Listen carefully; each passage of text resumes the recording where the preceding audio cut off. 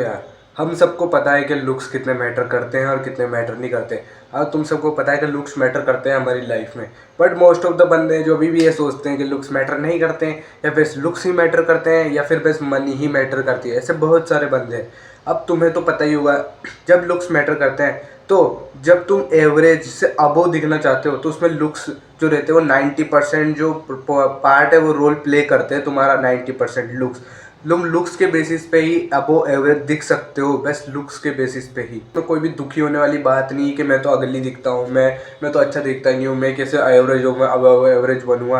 भाई देखो, कोई भी बचपन से अच्छा नहीं दिखता। वो अच्छे दिखते जिनकी आदतें सही रहती हैं, जिन्हें बचपन से अच्छा न्यूट्रिशन दिया गया हो, उन्हें बचपन से कोई ऐसी हरकतें नहीं की होती है, बैड हैबिट्स नहीं रखी होती, तो बचपन से अच्छे दिखते हैं।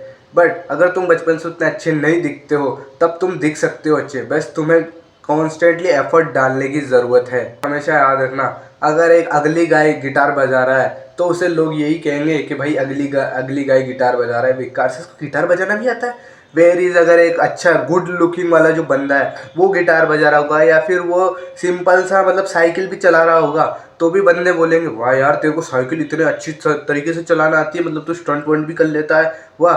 बिकॉज वो अच्छा दिखता है। और तुम्हें मानना ही होगा कि डेटा भी शो करता है कि जो अट्रैक्टिव गाय रहते हैं, गुड लुकिंग गाय रहते हैं, उन्हें रियल लाइफ में बहुत ज़्यादा कॉम्प्लीमेंट मिलता है, उन्हें ज़्यादातर इंटेलिजेंट और अट्रैक्टिव कंसिडर किया जाता है उनके बेस्ट लुक्स के बेसिस पे।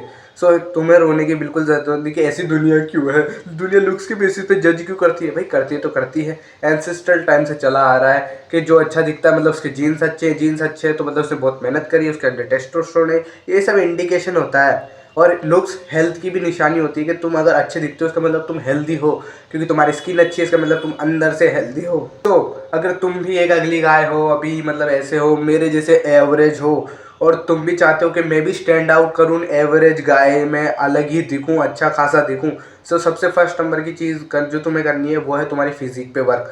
अब देखो यार, तुम्हें अपने सबसे पहले अपना ढांचा सुधारना होगा। ये ढांचा, हड्डियों का ढांचा सुधारना होगा, ये जो मसल्स है ना इन्हें सुधारना होगा। इसके लिए तुम्हें कुछ नहीं करना, तुम्हें जिम जाना है, मसल बिल्ड करना है, और 2-3 साल के भूल जाना कि तुम्हें मसल चढ़ जाएंगे, क्योंकि बहुत टाइम लगता है मसल मास गेन करने में, बॉडी को स्ट्रेटेड होने में और स्ट्रक्चर में आने में। तो ये तो बिल्कुल मत सोचता कि मैं 1-2 महीने करके जिम करके अपनी बॉडी को स्ट्रेटेड बन जाऊंगा, 1-2 महीने में मैं गुड लुकिंग लगने लग जाऊंगा।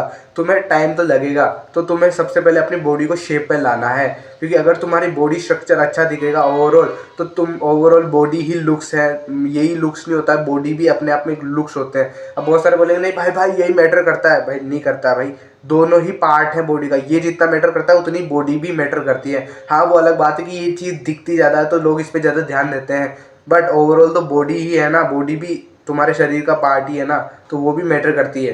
तो सेकंड नंबर का पॉइंट आता है हाइट। देखो यार, अगर तुम 5'5" से 5'9" के बीच में लाई करते हो ना, मतलब मान लो कि तुम 5'7" के हो, तो उतना तुम्हें हाइट का उतना बेनिफिट देखने को नहीं मिलेगा जितना 5'9" पे मिलेगा। और ये 5'7" से 5'9" की जो जंप रहती है ना हाइट की, उसमें देखने को मिलता है। बिकॉज जो इंडिया की एवरेज हाइट है ना 5'7" है। अब मैं फिर से बोल रहा हूँ, एवरेज हाइट की बात कर रहा हूँ। जिसको नहीं पता एवरेज का क्या मतलब होता है, वो गूगल पे जाए या मैथ्स के किसी टीचर के पास जाए, वहाँ से पूछ ले एवरेज क्या होता है। बहुत सारे बंदे गलत बोल देते कि भाई मेरी हाइट तो 6 फुट है, तू कैसे कह रहा है एवरेज हाइट 5'5" होती है। भाई एवरेज कह रहा हूँ, एवरेज का मतलब समझते हो ना, मतलब अब मेरे को समझाऊंगा तो नहीं।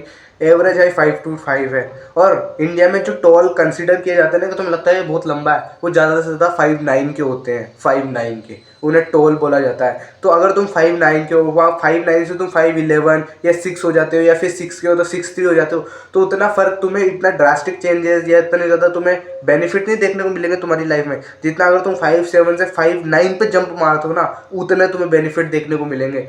तो अगर तुम अभी इतने लंबे नहीं हो तो तुम हाइट इंसोल्स खरीद सकते हो, जो कि जूते में डाल के तुम लंबे हो जाओगे, वो खरीद सकते हो। इससे तुम्हें बहुत ज़्यादा बेनिफिट देखने को मिलेगा। लास्ट एंड थर्ड नंबर की जो चीज़ आती है वो आता है पर्पस। अब देखो यार, तुम भले कितने ही लुक्स पे काम कर लो, कितने ही अपनी बॉडी पे काम कर लो, बट उन पे काम करने के लिए, उनको खिलाने के लिए, उनको पिलाने के लिए तुम्हारे पास कुछ पैसे भी तो होने चाहिए, पैसे का सोर्स भी तो होना चाहिए। और पैसा किससे आता है? जब तुम किसी पर्पस को फॉलो करते हो, किसी करियर कुछ काम करते हो, उससे पैसा आता है। अब यहाँ पे भी दो तरह की कम्युनिटी होती है लोगों की, कि बोलते हैं भाई पैसा कुछ मैटर नहीं करता, लुक्स मैटर करते हैं। और यहाँ पर भी एक और कम्युनिटी आ जाती है जो भाई पैसा मैटर करता है, पैसे के सिवा कुछ नहीं, पैसा आ जाएगा तो सब कुछ आ जाएगा, लुक्स की भी जरूरत नहीं है। लुक्स वाले बोलते हैं लुक्स आ जाएंगे तो पैसे की भी जरूरत नहीं है, दोनों ही गधे हैं। तुम्हें समझने की जरूरत है, अगर तुम्हारे पास लुक्स है तो तुम उसे इम्प्रूव कैसे करोगे जब तुम्हारे पास पैसा नहीं रहेगा?